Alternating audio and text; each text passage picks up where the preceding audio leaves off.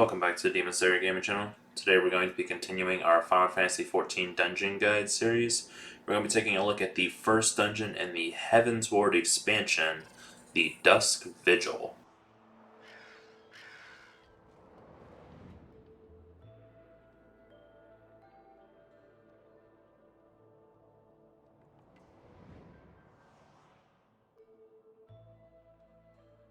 Now there are not many mechanics that you need to truly worry about in here other than the final boss. So you'll be able to proceed through here relatively smoothly. For the trash pulls in the first area, you are limited by how much you can pull by a couple barriers. So it's generally just pull to one barrier, then the next until you can make your way through. So pull to the first barrier, pull up the adds with the Mylodon. There will be several cone AoEs that you can easily avoid, along with a few circular ones. Go ahead and kill these, or at least most of them, before proceeding on. For the next group, you'll want to keep the Snull as your target until he is dead. That way, if he starts channeling his large AoE explosion, you can just stun him.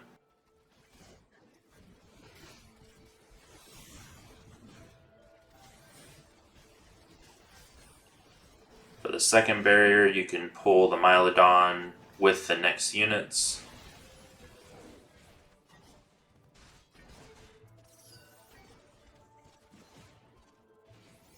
Again, targeting the Snull, so that if he starts to explode, you can stun him.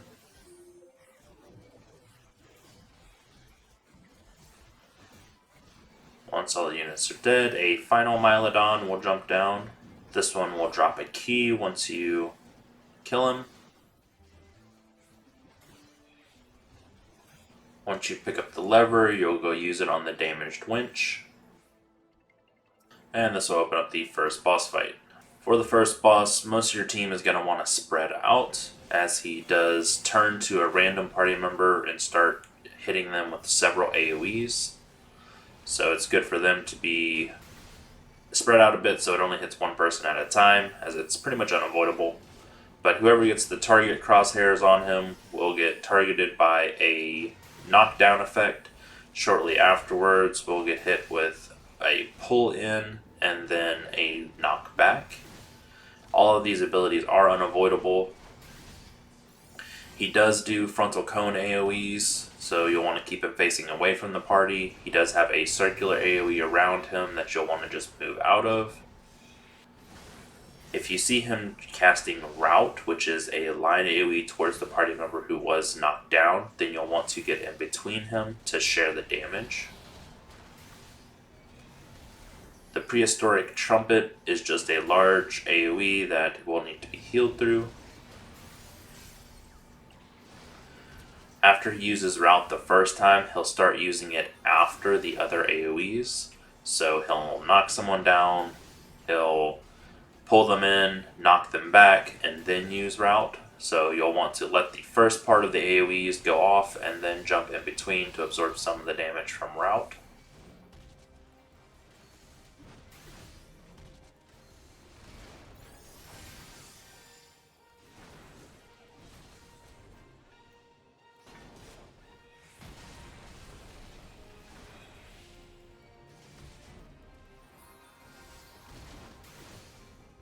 That should be it for the first boss.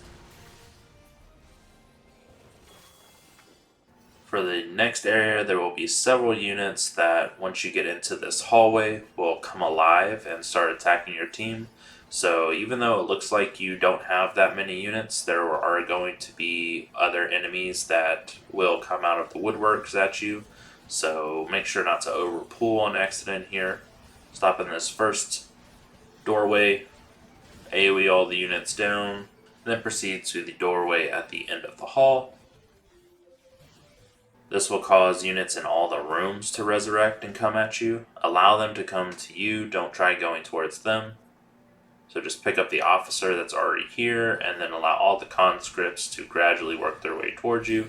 AoE these down, and they will drop a key, which you can use to open the barracks door. In the next large room, there will be more units that resurrect. So go ahead and proceed into the room and pull those as they pop up.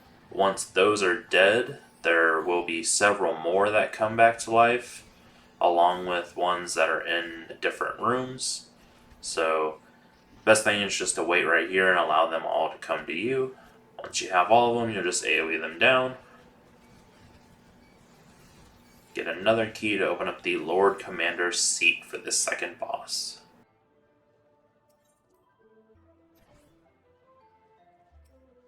Now, throughout the fight for the second boss, he will spawn additional adds.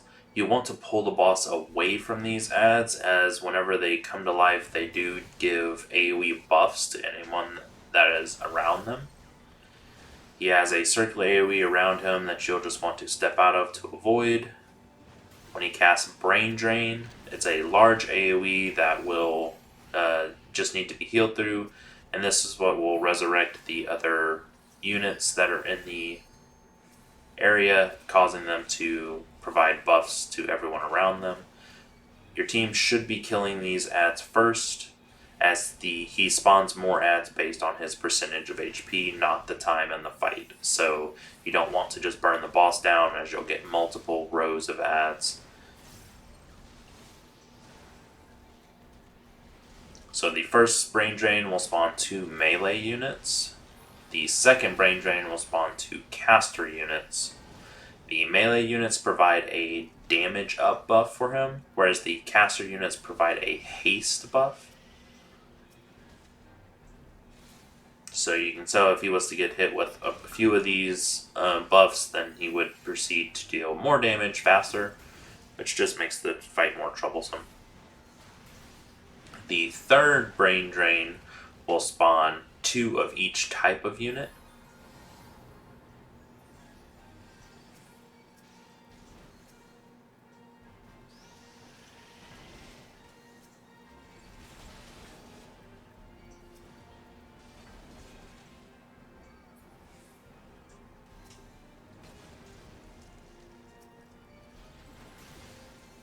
After all the adds are dead, then you'll just finish off the boss.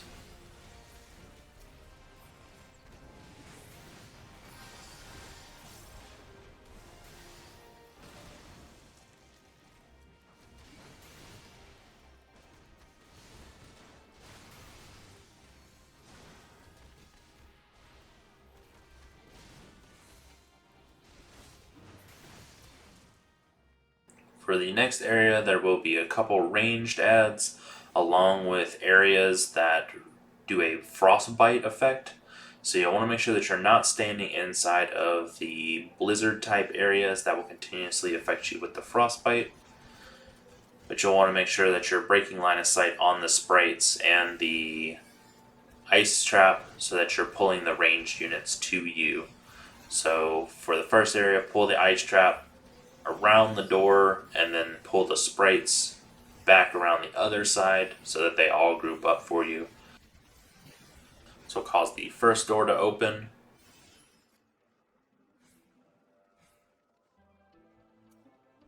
The second door will just have a few ice sprites in front of it. Whenever they're almost dead, then a few additional adds will come out of the hall on the far side of the room. These units have no HP and can be easily killed, so just pick them up and proceed running with them.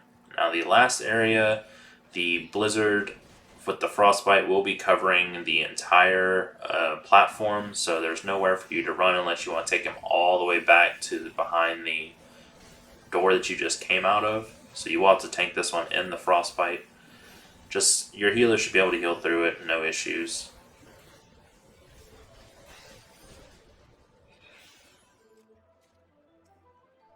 Defeating these sprites will open up the last door to the final boss.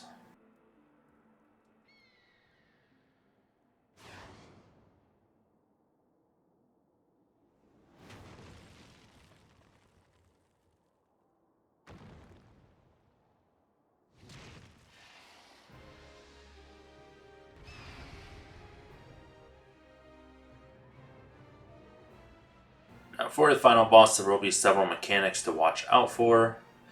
Almost all of them involve the rubble that is around the room. So you'll want to generally stand close to a rubble but not on top of it until the time comes. You'll pick up the boss and try and pull him away from the rubble so that he's not hitting it with any of his AoEs. The line AoEs can easily just be dodged. The reason you don't want to stand next to the rubble while you're not needing to is so that these line AoEs do not destroy it. The free fall will be targeted on one party member that will make him jump to them and then jump back to you, so just stay where you are. When he starts casting Whirling Gall, you'll want to get behind the rubble on the outside of the room and stay there. If you do not make it behind the rubble, then he will start pulling you into the center of the room with each pulse of the Gall. Once he pulls you in, you will be stunned and then have to sit there and take the damage as the knockup that comes up afterwards. There should be more rubble that drops onto the platform after the Whirling Gall. And then when you cast Winds of Winter, you'll want to get behind the rubble also, as this does an AoE from him. Winds of Winter will destroy all the rubble in the room, but then new rubble will drop afterwards. Each time you are hit by the Whirling Gall or Winds of Winter, then it will add a wind debuff to you that will cause you to take increased damage. So you want to get hit with as few of these as possible. So for Whirling Gall, you want to move from the outside of to the outside of the arena, putting the rubble between you and the middle of the arena where the AoE is. For Winds of Winter, you'll want to move away from the boss, putting the rubble between you and the boss.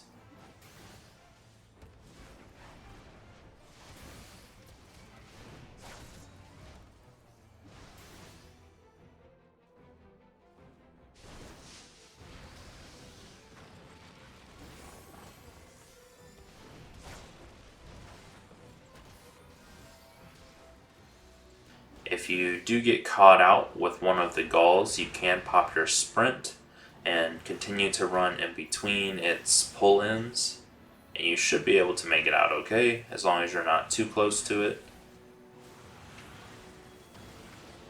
But since this does require your sprints, you will not be able to do it every time.